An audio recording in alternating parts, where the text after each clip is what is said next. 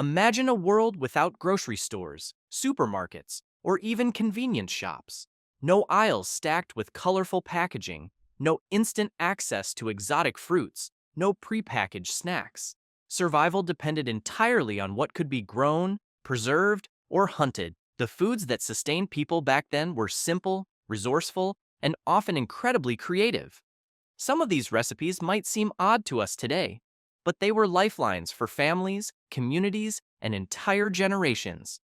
Today, we're diving into these culinary treasures, uncovering the foods that literally kept humanity alive long before the modern supermarket existed.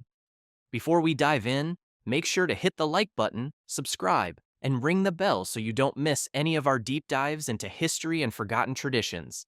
If you enjoy rediscovering the past through food, you'll want to stay with us for this entire journey. It's going to be a feast of survival, creativity, and history. Food has always been more than just nourishment.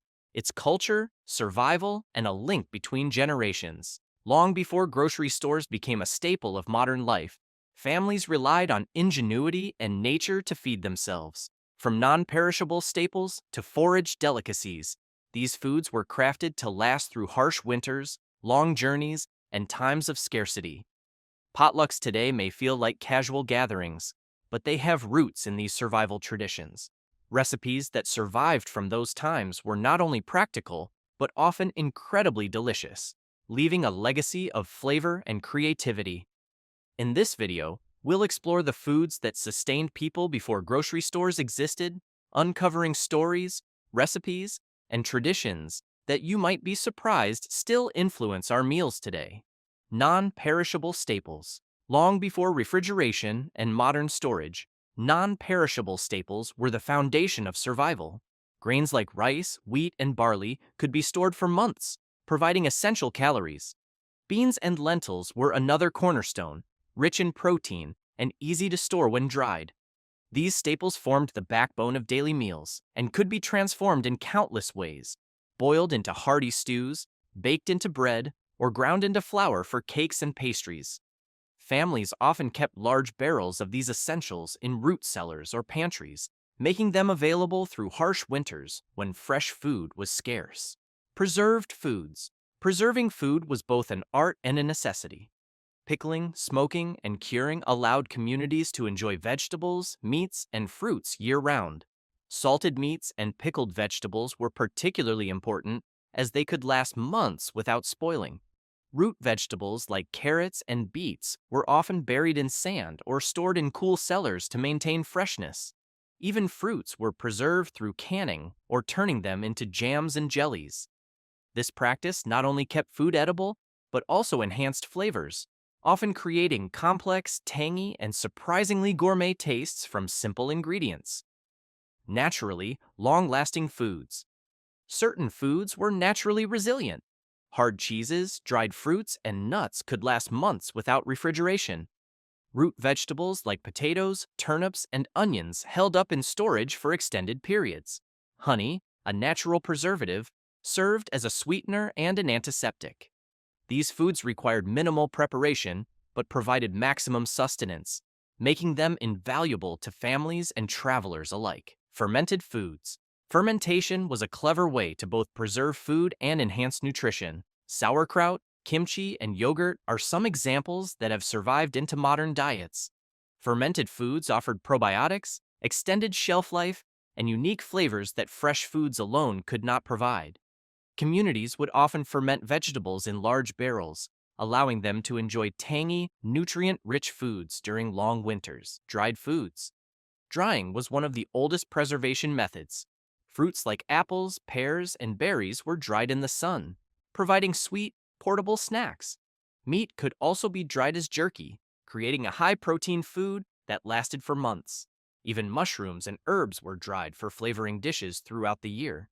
Dried foods were especially important for travelers, hunters, and soldiers who needed sustenance on the move. Salt. You might think of salt as just a seasoning, but for the Amish, it's far more than that. It's a preservation powerhouse and a true survival essential. Salt never expires, which makes it one of the most valuable items in any Amish household. It's used to cure meats like ham and bacon, to preserve fresh vegetables through pickling, and to aid in making long-lasting staples like sauerkraut, cheese, and fermented relishes. The Amish buy or mine salt in bulk, sometimes acquiring it in 50-pound sacks or even bartering with neighboring communities. It's typically stored in wooden barrels, metal containers, or glass crocks in dry storage areas to prevent clumping from moisture.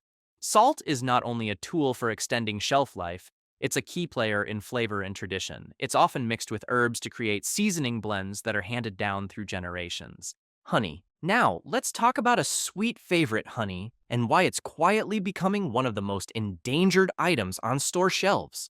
In 2025, bee colony collapse has reached frightening new levels. In some areas of the United States, we've already lost up to 70% of commercial hives. That's not just bad news for honey lovers, it's a major red flag for the stability of our entire food system.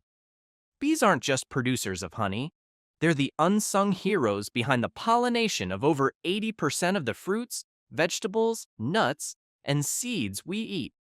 Without bees, entire food chains start to collapse. And the collapse doesn't happen overnight, it starts with honey. Prices are already creeping higher, and local honey, especially the raw, high-quality kind, is disappearing fast from farmers' markets and grocery shelves. Commercial honey producers are struggling to meet demand as colony numbers dwindle. And don't forget, honey isn't just a sweetener, it's also a natural preservative, antibacterial, and immune booster. It never goes bad, making it perfect for long-term storage. It's also incredibly useful for treating sore throats, wounds, and even skin infections. In any survival scenario, honey will be as valuable as medicine, and possibly more. So what can you do? Start by stocking up on raw, local honey now, while it's still within reach. Choose honey packaged in glass jars over plastic. They preserve quality better and store longer. Consider also keeping small jars for trade or gifting during hard times. Honey will be more than just a comfort food in the coming crisis. It will be a critical resource for health, barter, and nourishment. As bee populations continue to decline due to pesticides, habitat loss, and disease, honey could soon be as precious as gold, and you'll be glad you bought it while you still could. Rice. It may not seem like much, but rice is one of the most important survival foods on Earth, and it's in trouble. Global rice production has taken massive hits in 2025. Floods in Asia, droughts in Africa, export bans in India. Combine that with a rising global population, and we're seeing one of the steepest rice shortages in a decade. Add in transportation bottlenecks, fertilizer shortages, and rising energy costs, and the supply chain is cracking under pressure. Rice is no longer just a cheap staple, it's turning into a strategic resource. Even in the US, rice prices are rising, quietly but steadily. And here's the scary part. When major exporters like India limit shipments, poorer countries scramble for supplies, and that trickles down to you. Suddenly, what used to cost $12 for a big 20-pound bag becomes $35, if you can even find it. In some stores, shelves are already half empty, and panic buying hasn't even started yet. The smart move? Stock up on white rice, not brown. Brown rice has oils that go rancid faster, while white rice can last 25+ years if stored properly in mylar bags with oxygen absorbers. Vacuum-sealed containers and cool, dry conditions can make all the difference in shelf life. It's also calorie-dense, easy to cook, and can feed a family on a tight budget. You can build a basic food storage system just by setting aside a few bags a week. Mix it with beans for a complete protein. Add canned veggies or broth for quick meals. And when rice becomes a luxury in stores, you'll be eating like a king for pennies. Canned meats. Protein is one of the hardest things to come by in a real food crisis, and canned meats are one of the best ways to stay stocked. When things get rough, forget fancy dinners. You'll need calories, protein, and shelf-stable options. Canned chicken, tuna, Spam, and even roast beef can last 5 to 10 years or more when stored properly. Here's the truth. In 2025, we're already seeing meat processing plants under stress again. Between feed shortages, High fuel prices, labor strikes, and diseases like avian flu and swine fever creeping in. Production is dropping while prices are climbing. In some areas, the cost of beef has nearly doubled. Chicken is increasingly hard to find, and if transportation breaks down, fresh meat will vanish overnight. Canned meats are your safety net. They're ready to eat, require no refrigeration, and offer the protein your body needs when real food is scarce. Add hot sauce, mustard, or mix with rice, and you've got a meal. Buy what you'll actually eat. Rotate stock. But make no mistake, when meat is too expensive or unavailable, a few cases of canned protein could make all the difference for your family. Peanut butter. It might seem simple, but peanut butter is one of the most powerful survival foods you can store. Why? Because it's calorie-dense, packed with protein, rich in healthy fats, shelf-stable for years, and, let's be honest, it actually tastes good. In one spoonful, you're getting nutrients, energy, and comfort. That's rare in a crisis. It doesn't require cooking. It doesn't need refrigeration after opening. You can eat it by the spoonful, spread it on crackers, mix it into oatmeal, or stir it into sauces. But here's the problem. Peanut prices are climbing. In 2025, peanut crops in several southern states were hit by drought and fungus outbreaks. Farmers are harvesting less, while demand for shelf-stable foods is rising globally. That's a recipe for shortages. And let's not forget supply chain chaos. Peanut butter production was halted multiple times this year due to recalls, contamination, and packaging shortages. One hiccup in the chain, and it disappears from shelves fast. Get the big jars. Choose natural versions without too much sugar or preservatives. Store extras in a cool, dark place and rotate regularly. In a world where meat is scarce and cooking fuel is limited, a single jar of peanut butter could provide enough calories for days and keep morale high when everything else feels bleak. Dried beans and lentils. If you're looking for cheap, powerful, and long-lasting nutrition, nothing beats dried beans and lentils. These humble pantry staples are a survival powerhouse. They're packed with protein, rich in fiber, and loaded with essential minerals like iron, magnesium, and potassium. When stored properly in sealed mylar bags with oxygen absorbers or food-grade buckets, they can last 25 years or more, making them one of the best investments in long-term food security. They're also incredibly affordable, with a 1-pound bag often costing just a couple of dollars, and when bought in bulk, the savings multiply.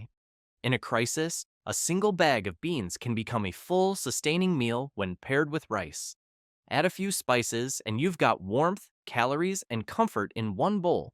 Lentils, in particular, are a smart addition because they cook faster than most beans, require no soaking, and still deliver a high nutritional punch. Egg drop soup. When chickens reduced their laying during winter months, each egg became precious. Egg drop soup stretched a single egg into a meal for 4 by slowly pouring beaten egg into hot broth, creating delicate ribbons that suggested abundance. The broth itself came from whatever was available: chicken feet and back simmered with an onion perhaps, or simply bouillon cubes dissolved in water when times were harnessed. A handful of green onions added color and vitamins if the garden offered them. Chinese immigrants brought this technique to America, where it merged with Depression-era thrift. The simple combination of hot liquid and beaten egg created protein-rich meals requiring minimal ingredients: biscuits and gravy. Southern kitchens turned flour, lard, and milk into filling meals through the magic of biscuits and gravy. The biscuits required minimal ingredients: flour, lard or bacon grease, salt, and a leavening agent. The gravy transformed a spoonful of grease and flour into creamy sauce that covered the plate. During harder times, the gravy contained little meat, perhaps crumbled bits of salt pork or the last pieces of sausage. The flavor came instead from black pepper, which grew plentiful and cheap after the spice trade expanded. Liberal shakes of pepper turned white gravy gray-speckled and gave the impression of more meat than actually existed. Velveeta fudge. Velveeta fudge is not a myth, but a very real dessert that graced tables across America. The star ingredient is that familiar processed cheese brick Found in countless refrigerators, the logic behind this unusual combination? Velveeta is soft, salty, and melts perfectly. When combined with cocoa powder, butter, and powdered sugar, it creates a rich, creamy texture remarkably similar to traditional fudge. Skeptics became believers after tasting it. Once melted and mixed, the cheese's flavor disappears completely, leaving behind deeply chocolatey, ultra-smooth fudge with a subtle salty edge. During times when fresh dairy was expensive or difficult to store, Velveeta offered a practical alternative that didn't require refrigeration until after preparation. This recipe became a cherished family secret, passed down through generations with the caveat, just try it before you judge it. The unexpected marriage of processed cheese and chocolate demonstrates the creative problem-solving that characterized mid-century American cooking, finding new uses for everyday ingredients to create something surprisingly delicious. Sardine sandwich. The sandwich that cleared a 3-foot radius around you. Tinned sardines mashed with mayonnaise on white bread, sometimes with a squeeze of lemon if your parents were fancy. The smell announced your lunch before you did. Kids would dramatically hold their noses, but secretly, some were jealous of your sophisticated palate. The oily fish would soak into the bread, making the whole thing a soft, savory experience that you either loved or hated. There was an unspoken hierarchy to sardine sandwiches. The basic version had just the fish and mayo. The intermediate version included finely diced onions or celery for texture, and the elite version featured capers or chopped pickles that added briny pops of flavor. The sardine sandwich revealed your family's economic philosophy. Some saw it as a protein-packed, affordable option, while others viewed it as a delicacy worth the premium price of imported fish. The best versions had the sardines mashed just enough to create a spread while leaving some recognizable pieces for textural interest. By mid-morning, the sandwich would have fully matured, with the flavors melting together and the oils penetrating the bread to create a unified culinary experience. Cheese and jelly sandwich. The poor man's cheesecake. Cream cheese spread thick on white bread with a layer of grape jelly. The sweet and tangy combination was a revelation before fancy flavor combinations were cool. It was like having dessert for lunch, and sometimes the cream cheese would melt just enough to mix with the jelly, creating marble swirls that looked as good as they tasted. The bread would get a little soggy, but that was part of the charm. Opening your lunchbox to find this sandwich meant your parent had taken extra time that morning, as spreading cold cream cheese on soft bread required patience and finesse. If spread too roughly, the bread would tear, resulting in a patchwork sandwich that tasted the same but lost aesthetic points. Different jelly flavors created different experiences. Grape was classic and assertive. Strawberry added a hint of sophistication, and the rare exotic flavors like apricot or blackberry meant your family had recently visited a farmer's market or fancy hat. The sandwich's appearance would transform throughout the morning. By lunchtime, the jelly would partially absorb into both the cream cheese and bread, creating a graduated color effect that was visually striking. In winter months, the cold classroom would keep the cream cheese firm, while in warmer seasons, it would develop a soft, almost frosting-like consistency. Egg drop soup. Egg drop soup appears in countless vintage cookbooks as a kindless comfort dish once prepared in nearly every American kitchen. This recipe, originally tucked between yellowed pages of grandmother's handwritten collections, represents culinary wisdom nearly lost to time. In those dog-eared cookbooks from generations past, instructions detailed how to transform humble ingredients into something remarkable by whisking eggs into a simmering broth, creating silky ribbons that dance through the golden liquid. The instructions were charmingly imprecise. A pot of broth heated until steam rises, with eggs added in a thin stream, while stirring gently to achieve the characteristic delicate texture. The result was a soup that combined the rustic simplicity of farm-fresh eggs with carefully crafted broths that simmered for hours. Often, handwritten notes and margins suggested additions.